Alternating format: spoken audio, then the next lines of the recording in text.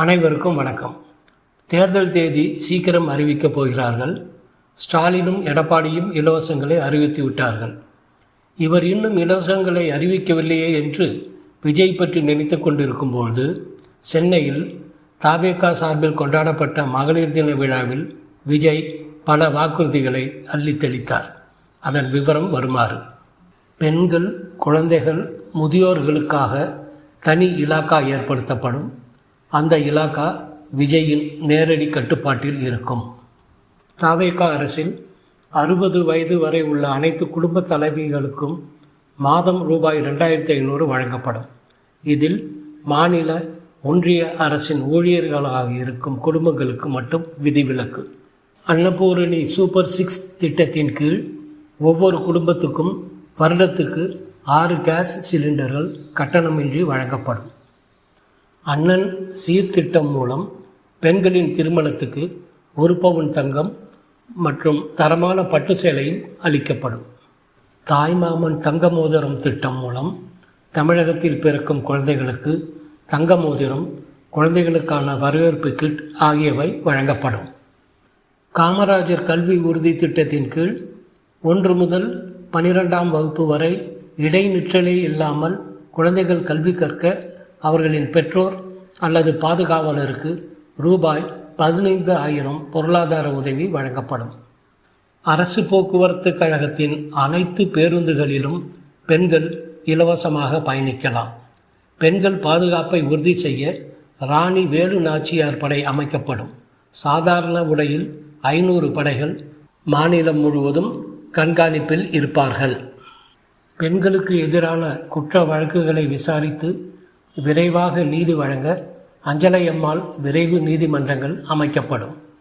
பொது போக்குவரத்து வாகனங்களில் பயணிக்கும் பெண்களின் பாதுகாப்பை உறுதி செய்ய எச்சரிக்கை பொத்தான்கள் அமைக்கப்படும்.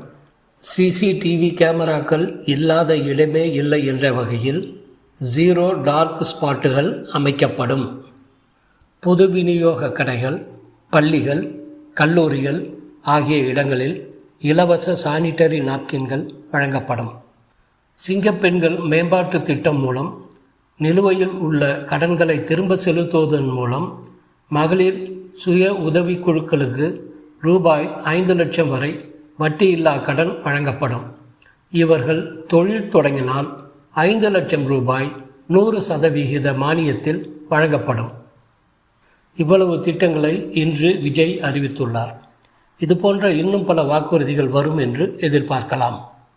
மத்திய, மாநில அரசு ஊழியர் குடும்பங்களை தவிர அனைத்து மகளிருக்கும் மாதம் ரூபாய் 2000, அனைவருக்கும் 6 இலவச கேஸ் சிலிண்டர், பெண்களின் திருமணத்திற்கு 1 பவுன் தங்கம் மற்றும் பட்டு சேலை, தமிழகத்தில் பிறக்கும் குழந்தைகளுக்கு தங்க மோதிரம், எல்லா அரசு பேருந்துகளிலும் பெண்களுக்கு இலவசம்.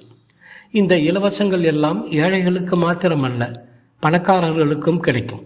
சரி, இலவசங்களை அறிவிப்பது சுலபம். அதற்கான நிதிக்கு விஜய் எங்கே செல்வார்? வருமானத்திற்கு ஏதாவது திட்டங்கள் வைத்துள்ளாரா? விஜய் கூட்டிய கூட்டத்தில் இருந்த மக்கள் ஒவ்வொரு அறிவிப்பிற்கும் ஆரவாரம் செய்தார்களே ஒழிய அவர் பணத்துக்கு எங்கு போவார், எப்படி இந்த திட்டங்களை எல்லாம் நிறைவேற்றுவார் என்று யோசிக்கவில்லை.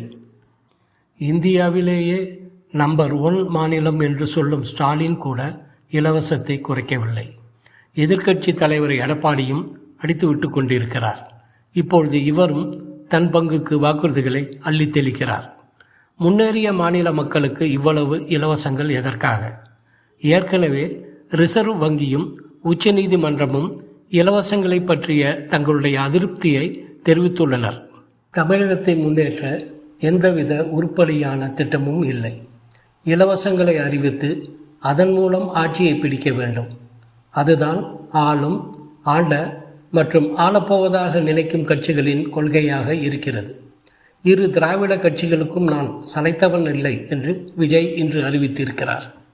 தேர்தல் ஆணையம், உச்சநீதிமன்றம், ரிசர்வ் வங்கி ஆகிய அமைப்புகள் தலையிட்டு இந்த இலவசங்களை ஏழைகளுக்கு மாத்திரமே வழங்குவதற்காகவும் வசதி படைத்தோருக்கு இல்லை என்றும் ஒரு வரையறையை நிர்ணயிக்க வேண்டும்.